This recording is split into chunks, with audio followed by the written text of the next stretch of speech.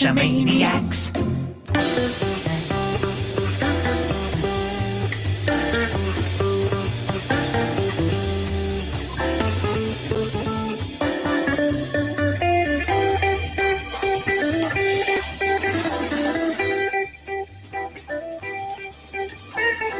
Geooh Gearheads. Welcome to the Geooh Gearheads episode 395. And you know what? For those of you watching the YouTube live stream, well, we've added the beta tag back in. So this is also Geooh Gearheads Beta 395. I'm Daryl W4, back again with Chris of the Northwest, who's hiding in an undisclosed location. Welcome back to the show, if I could actually talk.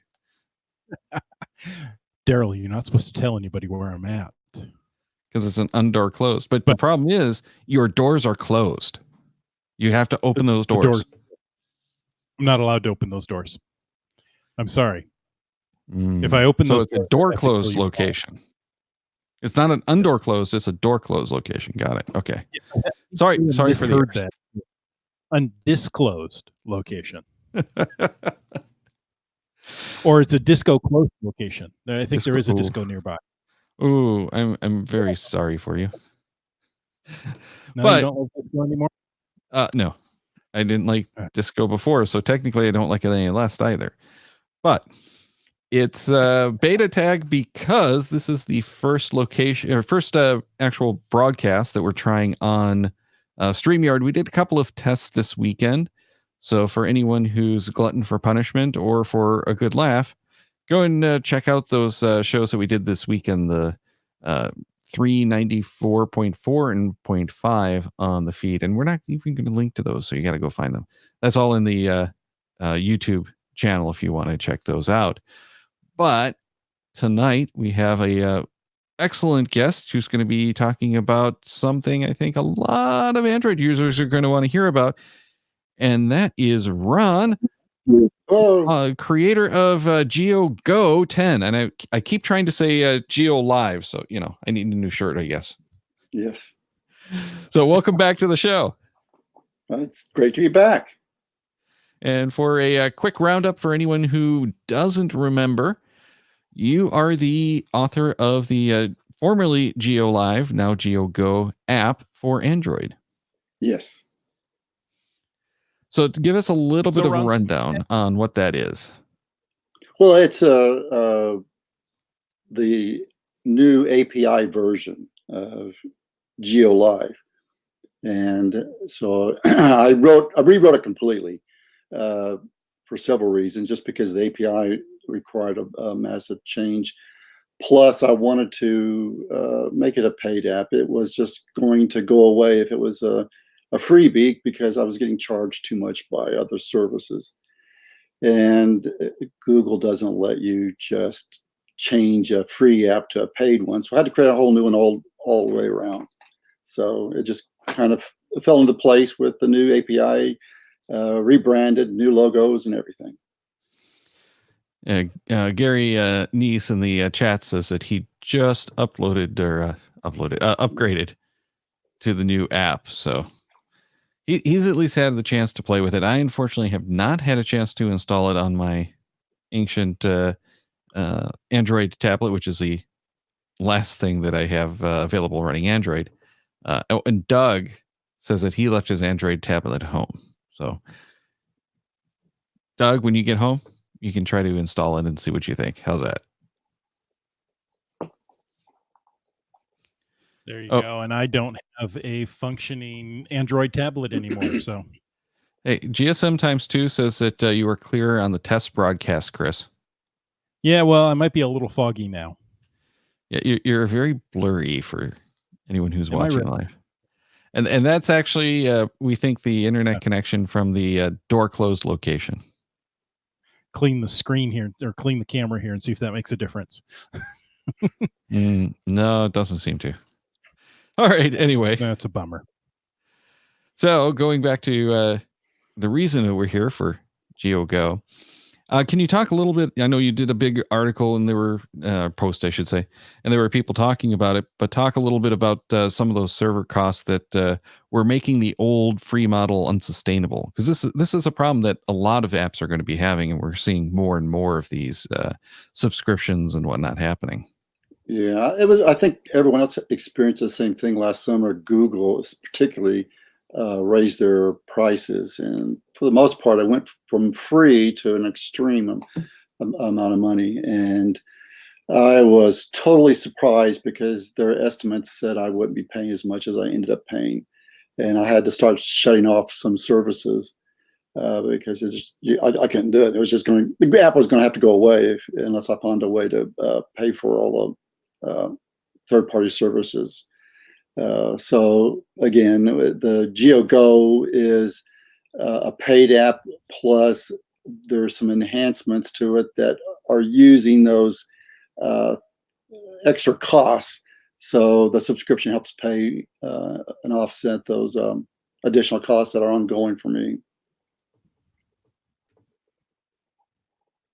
Yeah, that's a shame. But you know, you were able to change it from a free app to a paid app. How has that worked out for you since then? Actually, really well. It seemed the Geooh Live, the free app, would get periodically some very negative reviews and ratings because of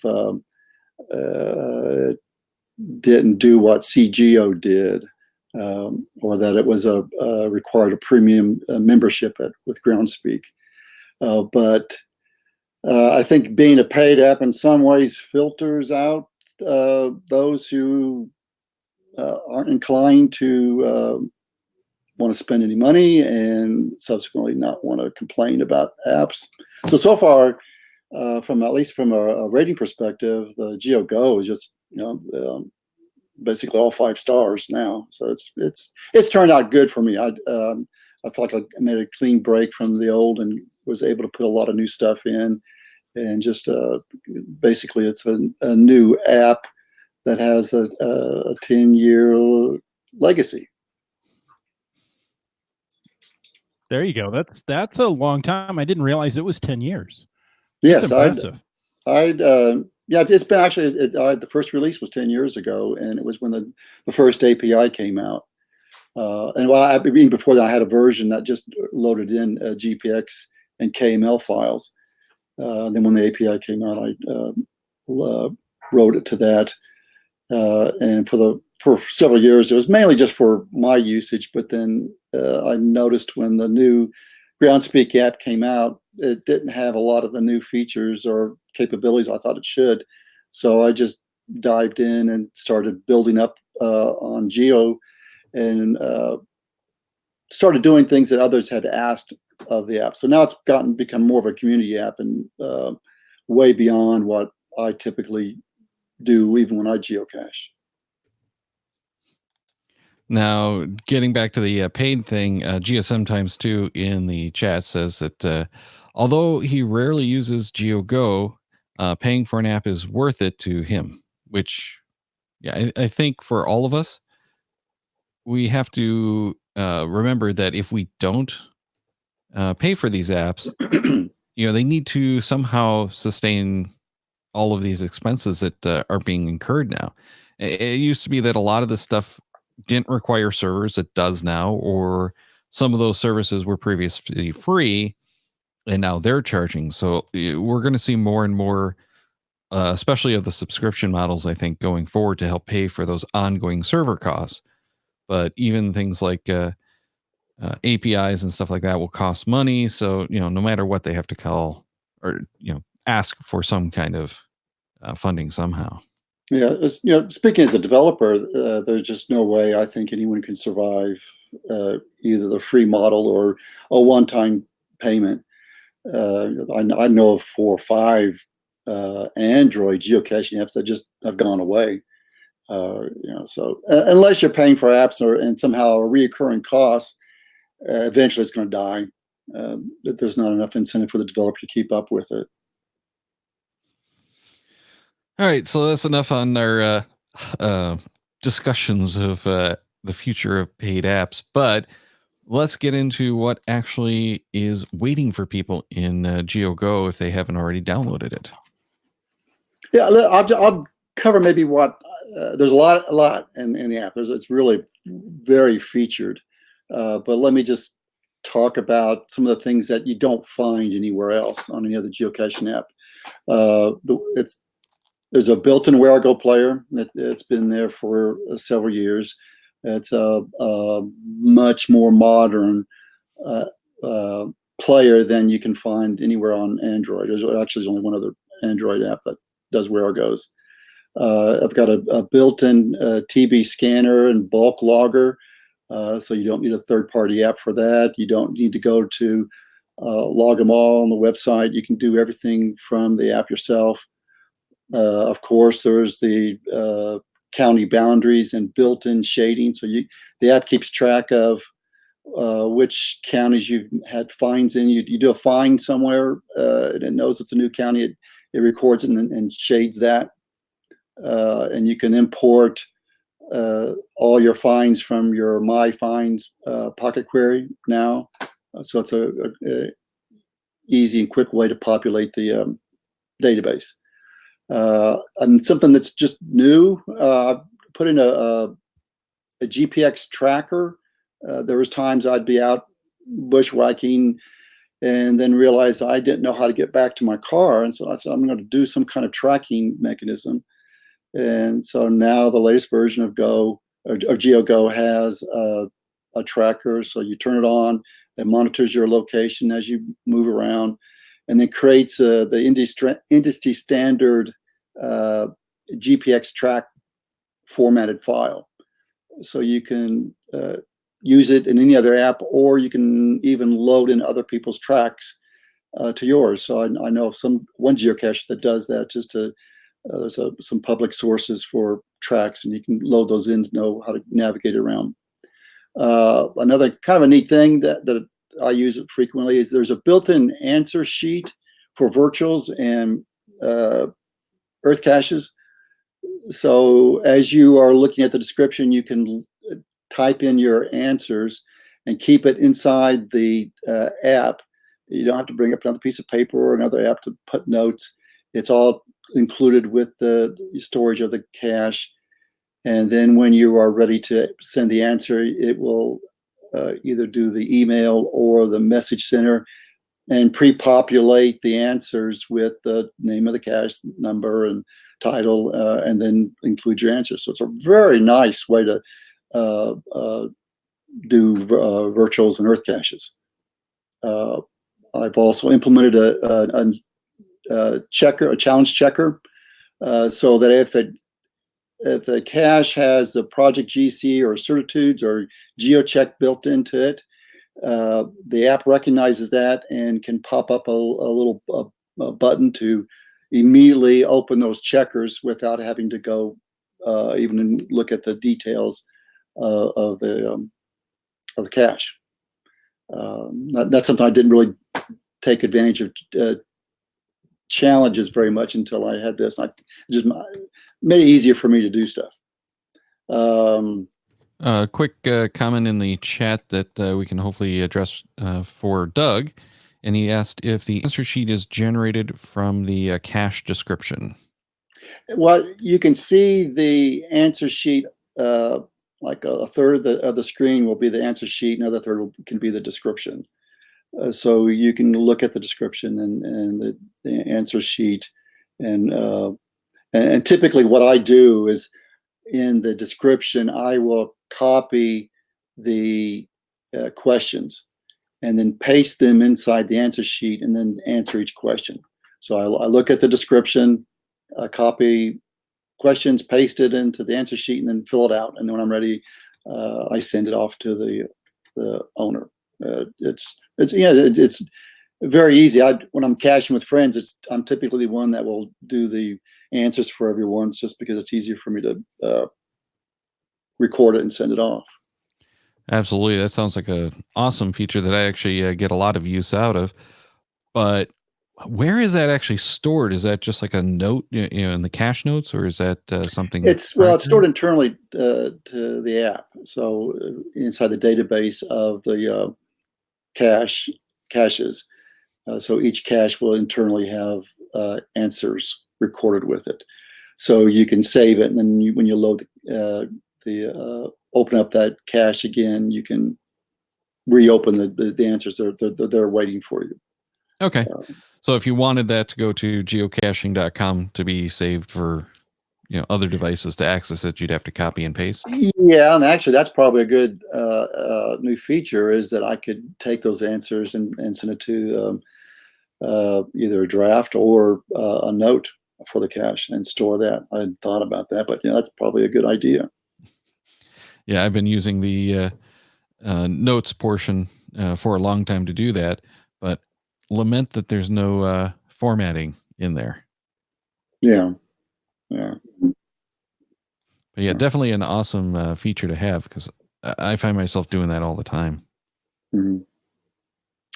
And then other things that's kind of unique to Geooh, I can create routes to a cache. So if you, this is one of those paid services, because it costs extra for me to do it. But when you're looking at a cache on the map, you can click a button and then it will show you the route to that cache. So you can visually follow it, or bring up Google Navigation or another navigation app to actually do drive, turn-by-turn drive instructions. But you can also, while on the map, select multiple caches to create the most optimized route to each of those, and they will display on the map with a numbered, so you can follow them in a sequence. Or you can actually create an optimized route for an entire offline list. So you've got a list, you create the route for it from the home screen for that list. Then when you open the map, it automatically displays the route, and that route stays with that list when you open and close it. That's really nice. Is there a way to send that route to other people? Not now, but that could be another feature. Yeah, because it's using some Google polylines and things, to create a route that potentially could be sent off to somebody else to do that. And kind of speaking of that, another feature is you can send lists wirelessly to other Geooh users that are nearby you. It uses some built-in Android technology to communicate with other users, either through a combination of a personal Wi-Fi, ultrasonic, and Bluetooth, and things like that. So you could be at an event and you want to share a list with somebody, or even a list of trackables. You just stand next to them and you both turn on, open the connections, and you see the other person, and you can pull in their lists. So that's kind of a nice feature if you want to share with somebody. Nice. So if in theory someone could be walking around collecting the trackables off of the cars in the parking lot at the mega event, and then share it to their buddy who's covering the other half of the parking lot. Exactly. Yes, that's kind of what the purpose of it. Yeah. Nice. Yeah. And we're talking about these overlays. You can on the map overlay any KML or GeoJSON overlay that you may have something that someone else has created an overlay of particular points of interest or something, or even a boundaries of whatever. I don't care, but just kind of another flexibility to let the app take advantage of other things that have been done by others out there. That's cool. So something like Delorme map pages by chance? Yeah, well, yeah, actually, I've got some Delorme maps on the server, so you can download the Delorme state boundaries. So if in addition to county boundaries, you can just put in Delorme boundaries. So I've got Delorme out there, but if there are other challenges and they've created some kind of boundaries, yeah, potentially you can load those in on the map. Okay. Oh, that's cool. That would save me a lot of time. Yeah. Now I got to go get an Android device. Yeah, Just for well, that one. yeah, I know of some geocachers who buy Android just to run the app. In particular, they want to do the county boundaries and county fines. I've added this. I haven't seen it anywhere else, but I've added a API health meter so that on the home screen you can see a visual of how much of your usage, of the API usage you have done. It's kind of a little circle around a smiley. So as you use more and more, the kind of the green circle bar around it decreases. And you can click on it, and it will tell you how many API calls you've made, both light and full, and when the time will reset. So you can kind of plan out if you've been downloading a lot, you'll know if you're nearing your limit. And you can even turn off the API. So if you wanted to go in offline mode somewhere and be totally offline, you turn off the API, so there's just no way Geooh will try to communicate anywhere, even to a ground speak. That's and impressive. Yeah, and for clarification, oops, sorry. For clarification, this is also one of the reasons why you really need to be a premium member is because of the API, because that's what controls how Yes. many calls you can make, and the free ones get like what 3 calls or something ridiculous. Right, and I made a conscious decision to Geooh GO only be for premium memberships. If you're a basic membership, it just won't run because there's just too many features in it that it's just overkill for a basic user. So the premium users could take advantage of it, but I don't see a basic member doing that. Yeah, and GSM times 2 in the live chat is asking what those limits are. I believe it's 10,000 light Full, and or 10,000 full and 16,000. No, 10,000 light. 10,000 Yeah, light. light Yeah. and 16,000 full is what I think I'm showing. Yes, that's it. Yeah, so it's not as restrictive as it had been not too long ago, because I remember when you got like 2,000 full and 5,000 lights or something like that. Yeah. And at one time, at the beginning of the API, Groundspeak was making it combined between multiple apps. So if you had multiple apps using your API, they added together.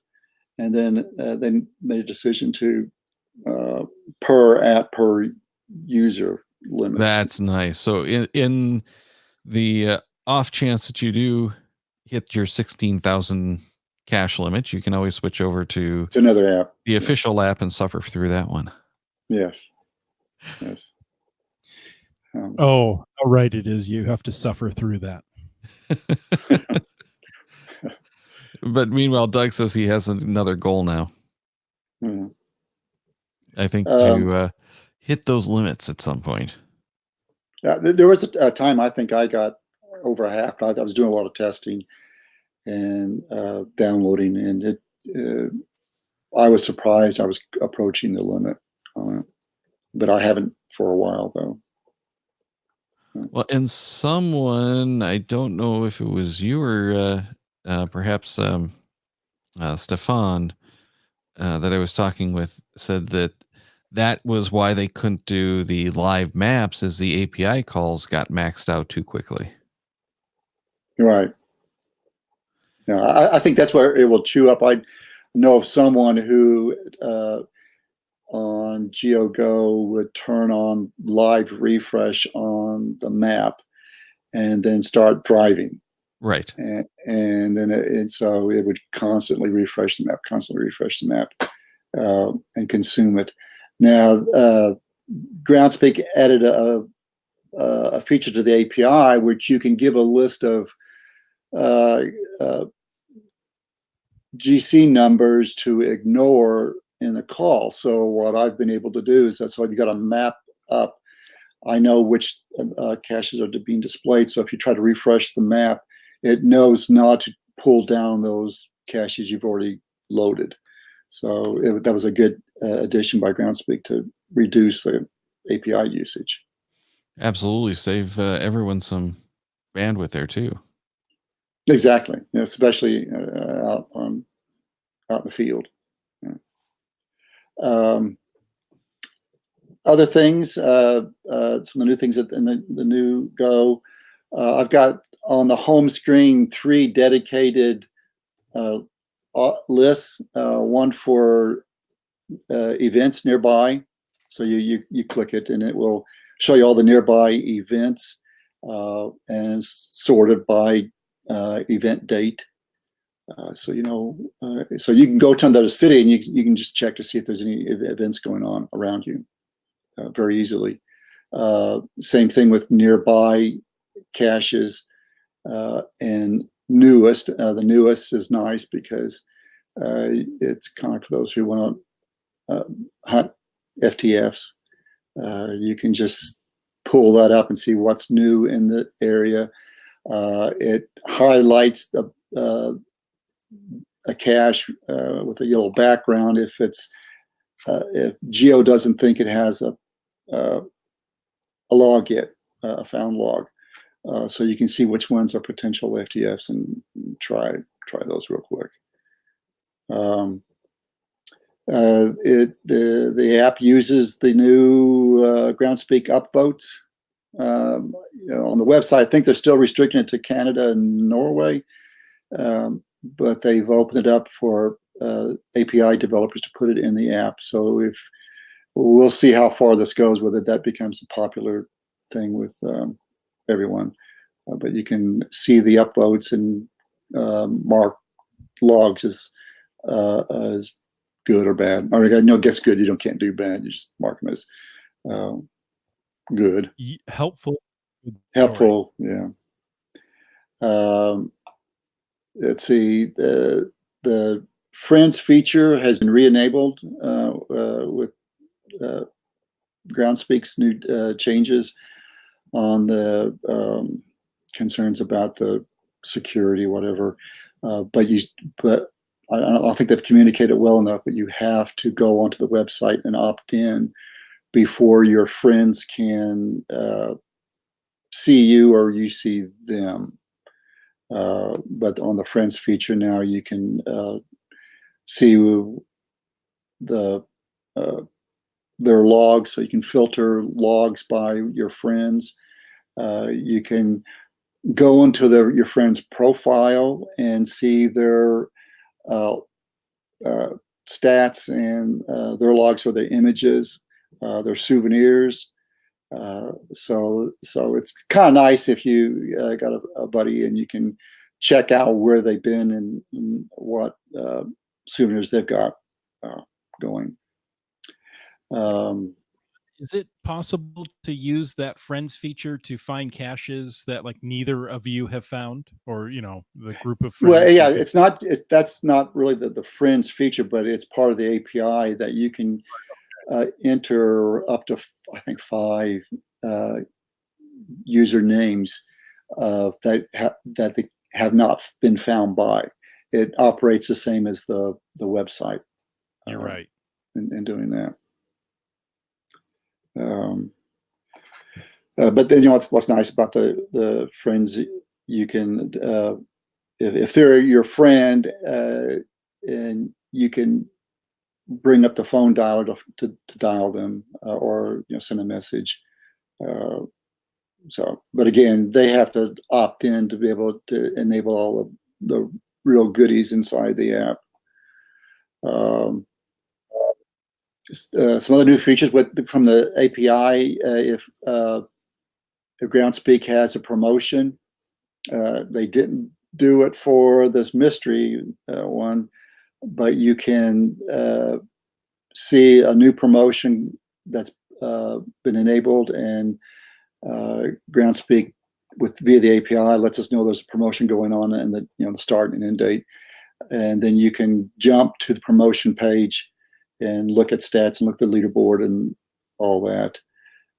So that's nice whenever they make a promotion available to everybody.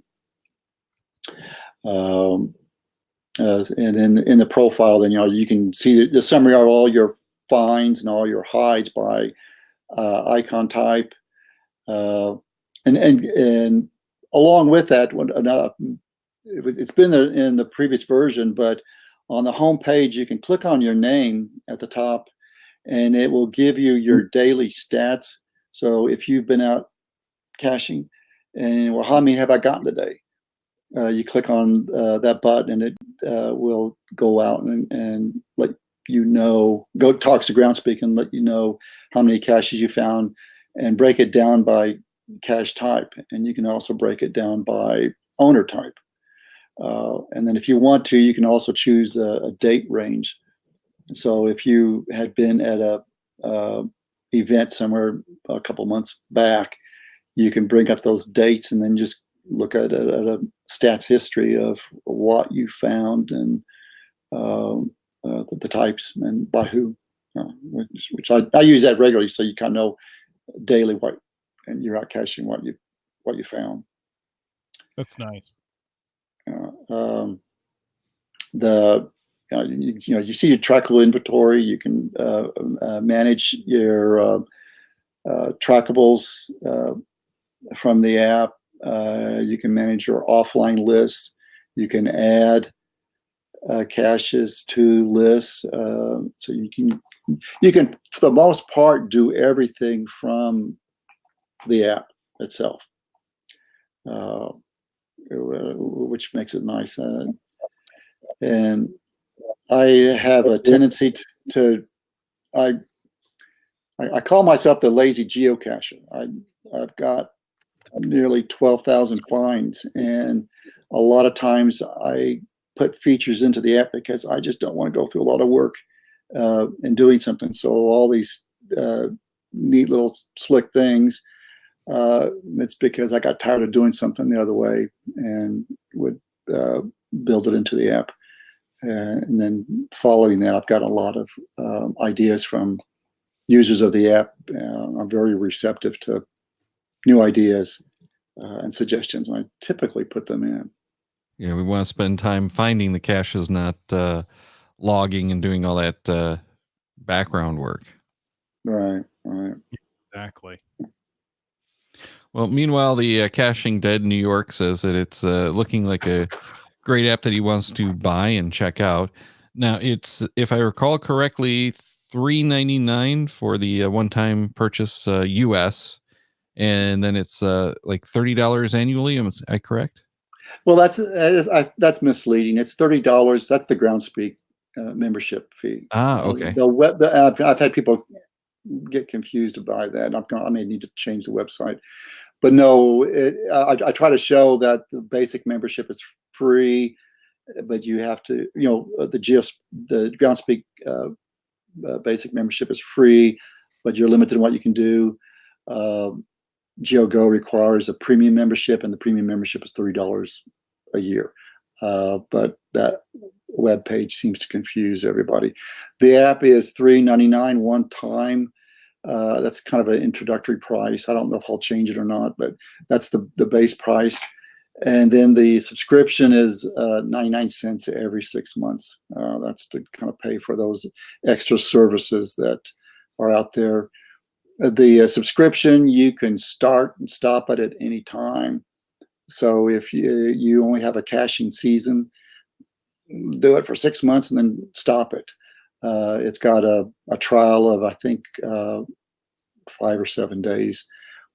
So you can start the subscription, and then if you don't like it, you just stop it, and you're not out any money. But it's kind of like what I tell people, these costs are trivial compared to what you'll spend while you're out geocaching on gas or food.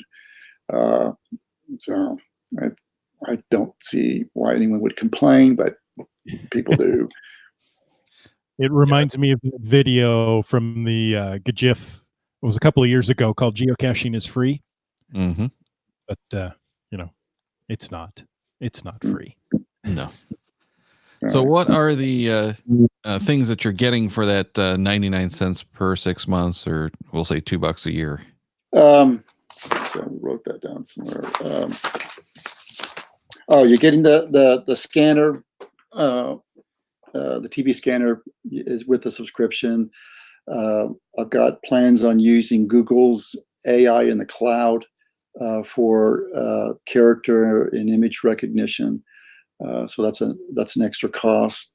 The routes, of course, we talked about earlier. Those are from a third-party service. So every time you create a route, I get charged for that. So that's part of the enhanced elevations. So when you long press on the map, you can see that the coordinates and the elevation for that spot. When you select a cache on the map, down at the bottom of the map, it tells you which county and which and the elevation for that. So if you are doing any kind of challenge or something, or you need to know what the elevation is for a cache, the app gives it to you automatically. Google Street View is back. That was one of the ones that Google just got horrendous in their charges for it. And so I'm trying to bring that back in maybe more of a limited fashion. So there isn't a lot of charges for panning around or moving along a route with Street View, because that's what really drove the cost way up.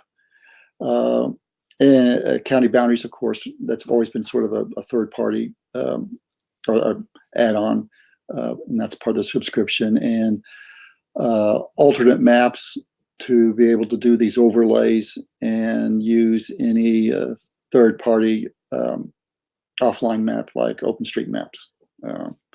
So Geooh can use Google's built-in maps or any third-party maps as a downloadable offline map, or a map tile server. So I know some people like to do that. So you put in the URL to the tile server, and it's kind of like a Google server, but Google Map server, but it's a third party instead.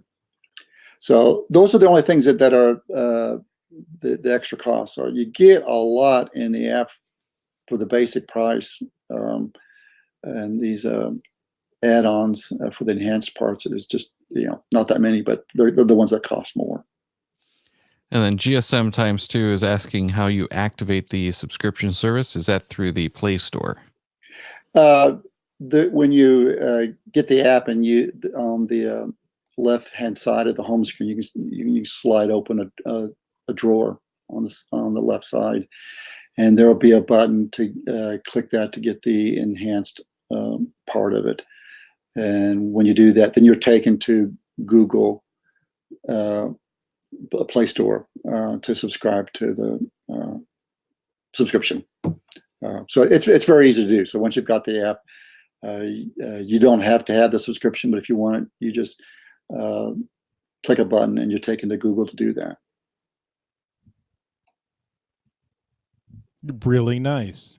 I think that subscription makes the app just that much more functional. So, and Right. I think Roger said in the chat it's $2.63 a year Canadian. So, Yeah. it's pretty inexpensive, really, when you look at it. Yeah, like I said, if you are comparing costs when you're out geocaching, these app costs are so trivial. I had a little bit of a discussion with Nick with Cashly, and kind of the same thing. He should be doing a subscription. It's just kind of I think that's the way the app should go. Yeah, Cashly is now doing Makes the sense. subscriptions. Yeah, with the 5.0, I think it is, version. So that's how you get the offline maps and some of those other features. So very similar model. Mm-hmm. Yeah.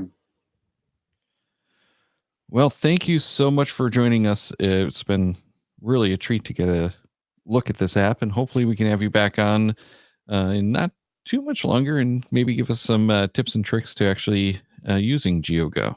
Yeah, I would love to do that. Great. Ron, thanks again. Now, Thank folks, remember, we're looking for your feedback for the Mystery at the Museum summer promotion. We need email by August 11th. What you do is you email geogearheads@cachemaniacs.com with your thoughts about this in gameplay for geocaching.com. Remember, wait until you've earned all the souvenirs to send in that email. Now, we have one Mystery at the Museum Geocoin and tag set up for grabs for someone who emails us their thoughts and experiences once they've finished or simply given up.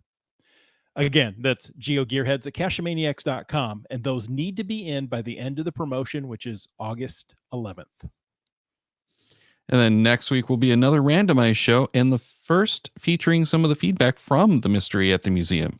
So make sure to join us for that and send us your feedback for that show if there's anything that you'd like us to talk about at geogearheads@cachemaniacs.com.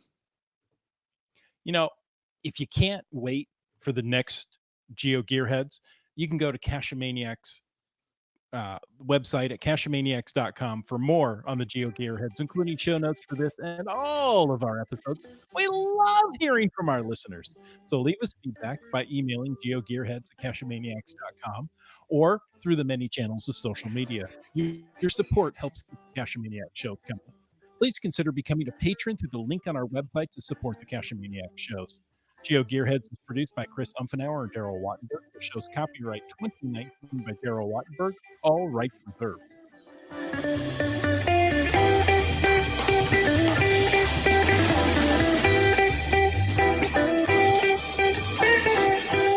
Cash with the Cachemaniacs.